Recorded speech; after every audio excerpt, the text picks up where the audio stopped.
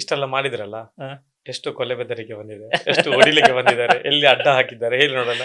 ಆ, ಸತ್ಯ ಹೇಳಿ. ನನ್ಗೆ ಜಾಸ್ತಿ ಬೆದರಿಕೆ ಬರಲ್ಲ, ಯಾಕಂದ್ರೆ ನಾನು ಯಾರಿಗೂ ಉಪದ್ರ ಮಾಡಿದವನಲ್ಲ. ನಮ್ಮ ಊರಲ್ಲಾಗ್ಲಿ ನನ್ಗೆ ಅಷ್ಟೇ ಪ್ರೀತಿ ಮಾಡ್ತಾರೆ. ನಮ್ಮ ಊರಲ್ಲಿ ನೆರೆ ಮನೆಯವರಾಗ್ಲಿ ಅಲ್ಲಿಯ ನನ್ನ ಊರಿನವರು ತುಂಬಾ ಪ್ರೀತಿಯಿಂದ ಯಾವ ಇದ್ದಾರೆ. ಕಡೆ ನಿಮಗೆ ಹೆಚ್ಚು ಸಪೋರ್ಟ್?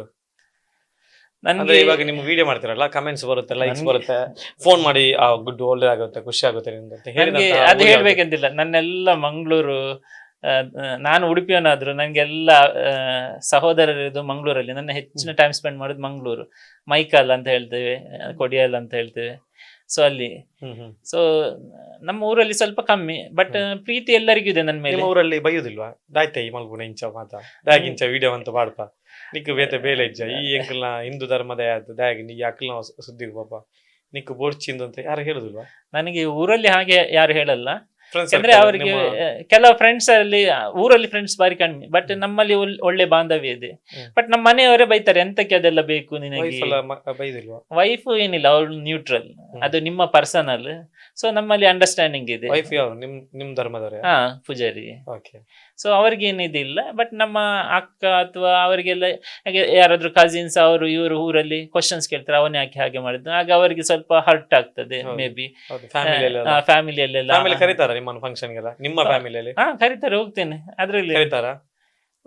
ಹಾ, ದೊಡ್ಡ ಬೆದರಿಕೆ ಯಾವ್ದು ಬಂದದ್ದು ಫ್ಯಾಮಿಲಿಯಿಂದ ಹೊರಗೆ? ಎಲ್ಲಿಂದ? ಯಾವ್ದು ಹೇಳಿ? ನನ್ಗೆ ಅಷ್ಟು ಜಾಸ್ತಿ ಇದ್ರಲ್ಲಿ ಇನ್ಸ್ಟಾಗ್ರಾಮ್ ಅಲ್ಲಿ ಇನ್ಬಾಕ್ಸ್ಗೆ ಅದು ಇದು ನೀನು ಹಾಗೆ ಮಾಡ್ತಿ ಹೀಗೆ ಮಾಡ್ತಿ ನಿನ್ನ ದೆಪ್ಪೆ ಪತ್ತೆ. ಹಾಗೆ ಅದಕ್ಕೆ ಬೆದರಿಕೆಗಳು ಬರ್ತದೆ. ಬಟ್ ನಾವು ನಮ್ಮ ಎಲ್ಲಿಯೂ ನಾವು ಒಂದು ಯಾರಿಗೂ ತಪ್ಪು ಹೇಳಿಕೊಟ್ಟಿಲ್ಲ. ಹ್ಮ್. ಒಳ್ಳೆ ವಿಷಯಗಳನ್ನ ಹೇಳುವಾಗ ಅದು ಕೆಲವೊಮ್ಮೆ ಇರ್ತದೆ. ನಾವೊಂದು ಬುಟ್ಟಿ ಆಪಲ್ ತಗೊಂಡ್ರೆ ಅದ್ರಲ್ಲಿ 2 ಕೊಳ್ತದ್ದು ಇರ್ತದೆ, ಅದನ್ನ ಸೈಡ್ಗೆ ಇಟ್ಬಿಟ್ರೆ ಆಯ್ತು ಅಷ್ಟೇ. ಮತ್ತೆ ಬೆದರಿಕೆ ಅದಕ್ಕೆಲ್ಲ ಹೆದರ್ಬೇಕಂತಿಲ್ಲ, ಆದದ್ದಾಗ್ತದೆ ಅಷ್ಟೇ. ದೇವರ ಮೇಲೆ ನಂಬಿಕೆ ಇಟ್ಟು ನಾವು ಮಾಡುದು. ಯಾವಾಗ ಸಾಯ್ಲಿಕ್ಕೂ ರೆಡಿ ಇದ್ದೀರಿ? ರೆಡಿ ಇದ್ದೇನೆ, ಯಾಕೆಂದ್ರೆ ಅದಕ್ಕೆ ನಾನು ನನ್ನ ಫೈನಲ್ ಡಿಪಾರ್ಚರ್ ಅನ್ನು ಬರ್ದಿಟ್ಟಿದ್ದೇನೆ ಎಲ್ಲ. ಯಾವಾಗ ಬರದ್ರಿ? 1 ವಾರ ಆಯ್ತು. ಇತ್ತೀಚೆಗೆ ಬರುತ್ತೆ? ಇದು ದೇಹದಾನ ಮಾಡಿ 3 ವರ್ಷ ಆಯ್ತು. ಬಟ್ ನನ್ನ ಫೈನಲ್ ಡಿಪಾರ್ಚರ್ ಹೇಗಿರ್ಬೇಕಂತ ಒಂದು ವಾರದ ಮೊದಲು ಬರೆದು ಮನೆಯವರಿಗೆ ಕಳಿಸಿದ್ದೇನೆ. ಎಂತ ಮನೆಯವರು ಎಂತ ಮಾಡಿದ್ರು? ಅರ್ಧ ಹಾಕಿದ್ರ? ಓಕೆ. ಅರ್ಧ ಅಲ್ಲ, ವಾಟ್ಸಪ್ ಅಲ್ಲಿ ಎಲ್ಲರಿಗೆ ಕಳಿಸಿದ್ದೇನೆ. ಏನ್ ಹೇಳಿದಾರೆ ಅದಕ್ಕೆ? ನನ್ನ ನೆಕ್ಸ್ಟ್ ಜನರೇಷನ್, ನನ್ನ ಇದೆಲ್ಲ ಯಾರಿಗೆ ಬರ್ತದೆ ಜವಾಬ್ದಾರಿ ಇಲ್ಲ, ಅವರಿಗೆ ಓಕೆ ಅಂತ ಹೇಳ್ತಾರೆ. ನನ್ನ ಆಸೆಗಳಿಗೆ ಯಾರು ಬೇಡ ಅಂತ ಹೇಳ್ತಾರೆ, ಯಾಕಂದ್ರೆ ಅದು ಕೊನೆ ಆಸೆ. ಸೊ ಹಾಗೆ ನಾನು ಹೇಳಿದೆಲ್ಲ, ನಾನು ಫೈನಲ್ ಡಿಪಾರ್ಚರ್ ಯಾವ ಧರ್ಮ ಅಂತ ಇಲ್ಲ, ಎಲ್ಲ ಧರ್ಮವನ್ನು ರೆಪ್ರೆಸೆಂಟ್ ಮಾಡಿ ಹೋಗ್ತೇನೆ. ತಲೆಯಲ್ಲಿ ವೈಟ್ ಟೋಪಿ ಇರ್ಬೇಕು, ನಾಮ ಇರ್ಬೇಕು, ಕೈಯಲ್ಲಿ ಶಿಲುಬೆ ಇರ್ಬೇಕಂತ. ಸೊ ಅದು ಜನರ ಮೇಲೆ ಡಿಪೆಂಡ್. ನಾನು ಯಾವ್ದು ಅದರಿಂದ ಏನು ಸಂದೇಶ? ಧರ್ಮ ಮುಖ್ಯ ಅಲ್ಲ, ನಾವು ಮಾಡಿದ ಕೆಲಸ ಮುಖ್ಯ. ನಾಳೆ ನನ್ನನ್ನು ಧರ್ಮದಿಂದ ಯಾರು ರೆಪ್ರೆಸೆಂಟ್ ಮಾಡೋದು ಬೇಡ, ನಾನು ಮಾಡಿದ ಒಳ್ಳೆ ಕೆಲಸಗಳಿಂದ ಗುರುತಿಸ್ಲಿ. ಧರ್ಮಕ್ಕೆ ನೀವು ಬೇಕಾ, ನಿಮಗೆ ಧರ್ಮ ಬೇಕಾ? ನಮಗೆ ಧರ್ಮ ಬೇಕು. ಧರ್ಮ ಹೇಳುದು ಧರ್ಮಕ್ಕೆ ನಿಮ್ಮ ಅಗತ್ಯ ಇಲ್ಲ ನನ್ನ ಪ್ರಕಾರ. ಧರ್ಮಕ್ಕೆ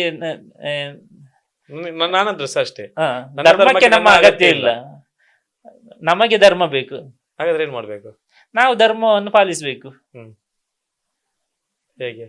ಅದೇ ನಾನು ಹೇಳಿದೆ, ಧರ್ಮ ಅಂದ್ರೆ ನನ್ನ ದೃಷ್ಟಿಯಲ್ಲಿ ವ್ಯಾಖ್ಯಾನ ಕೊಟ್ಟಿದ್ದೇನೆ. ಇನ್ನೊಬ್ಬರನ್ನು ನೋಯಿಸದೆ ಎಲ್ಲರನ್ನು ಸಮಾನ ದೃಷ್ಟಿಯಾಗಿ ಕಾಣುವವನೇ ಧರ್ಮಿಷ್ಠ. ಇನ್ನೊಂದು ಧರ್ಮವನ್ನು ನಾನು ಧರ್ಮದ ಮೇಲೆ ಅವನನ್ನು ನಿರ್ಧರಿಸಿ ನಾನು ಧರ್ಮಿಷ್ಠ ಆಗಲ್ಲ. ಯಾಕಂದ್ರೆ ಧರ್ಮ ಅಂದ್ರೆ ಅಷ್ಟೇ ಹೇಳಿದೆ ಅಲ್ವಾ, ಇನ್ನೊಬ್ಬರನ್ನು ನೋಯಿಸದೆ. ಧರ್ಮ ಅನ್ನೋದು ಚಿಕ್ಕ ಸಿಂಪಲ್ ಆಗಿದೆ, ಸಿಂಪಲ್ ಆಗಿ ದೊಡ್ಡದು ಮಾಡಿದೆ ಅಲ್ವಾ. ಅದನ್ನು ಅವರವರ ಲಾಭಕ್ಕೋಸ್ಕರ. ನಿಜವಾಗಿ ಸಿಂಪಲ್ ಆಗಿದೆ, ಸಿಂಪಲ್ ಇದೆ. ಈಗ ನೀವು 3 ಧರ್ಮವನ್ನು ಸ್ಟಡಿ ಮಾಡಿದಂತ ಒಬ್ಬ ವ್ಯಕ್ತಿ, ನಾನು ಪ್ರಶ್ನೆ ಕೇಳಲ್ಲ, ನೀವು ಇವಾಗ ಕ್ರಿಶ್ಚಿಯನ್ ಧರ್ಮವನ್ನು ಕೂಡ ಒಂದು ಬೇಸಿಕ್ ಸ್ಟಡಿ ಮಾಡಿರ್ಬೋದು, ಇಷ್ಟು ಮಾತಾಡ್ಬೇಕಾದ್ರೆ. ಇಸ್ಲಾಮಿಕ್ ಧರ್ಮವನ್ನು ಸ್ಟಡಿ ಮಾಡಿರ್ಬೋದು, ಹಿಂದೂ ಧರ್ಮ ಅಂತೂ ಕಂಪ್ಲೀಟ್ ಸ್ಟಡಿ ಮಾಡಿದಿರ. ಯಾವ್ದಾದ್ರೂ ಧರ್ಮದಲ್ಲಿ ಇನ್ನೊಂದು ಧರ್ಮದವನ್ನು ಹೊಡಿಬೇಕು, ಬಡಿಬೇಕು, ಕೊಂದಾಕು, ರಕ್ತ ಸಿಕ್ಕ ಮಾಡು ತರ ಯಾವ್ದಾದ್ರು ಹೇಳಿಕೊಟ್ಟಿದ? ಯಾವ ಧರ್ಮದಲ್ಲಿ ಉಂಟಾ? ಯಾವ ಧರ್ಮದಲ್ಲೂ ಇಲ್ಲ. ಹಾಗಾಗಿ ನನ್ಗೆ ಸಹ ತುಂಬಾ ಕ್ವಶನ್ಸ್ ಕೇಳ್ತಾರೆ. ಅಲ್ಲಿ ಆ ಧರ್ಮ ಹೆಚ್ಚು ಕಾಂಟ್ರವರ್ಸಿ ಇರುವ ಧರ್ಮ ಅಂತ ಹೇಳಿದ್ರೆ ಇಸ್ಲಾಂ ಧರ್ಮ. ಅದರ ಬಗ್ಗೆ ತುಂಬಾ ನೆಗೆಟಿವ್ಸ್, ಅದನ್ನು ಎಡಿಟ್ ಮಾಡಿ ಕೆಲವೊಂದು ಆ್ಯಪ್ಗಳಲ್ಲಿ ಕೆಲವೊಂದು ಆಯತ್ತನ್ನು ಎಡಿಟ್ ಮಾಡಿ ರಾಂಗ್ ಸ್ಪ್ರೆಡ್ ಮಾಡ್ತಾ ಇದ್ದಾರೆ. ಹಾಗಾಗಿ ನನಗೆ ಕೆಲವೊಬ್ರು ಒಳ್ಳೆ ವಿಷಯ ಕೇಳ್ತಾರೆ, ಹರೀಶನ್ನ ಹೌದಾ ಇಸ್ಲಾಂ ಅಲ್ಲಿ ಹಿಂದೂಗಳನ್ನು ಹೊಡೆದು ಕೊಲ್ಲಿರಿ ಅಂತ ಹೇಳ್ತಾರಂತ. ನನ್ನ ಒಂದು ಅಂತ ಹಾಗೆ ಅಪಪ್ರಚಾರ ಮಾಡಿದವ್ರಿಗೊಂದು ಪ್ರಶ್ನೆ ನಾನು ಕೇಳ್ತೇನೆ. ಕುರಾನ್ ಆದದ್ದು ಸೌದಿಯಲ್ಲಿ 1400 ವರ್ಷ ಆದದ್ದು.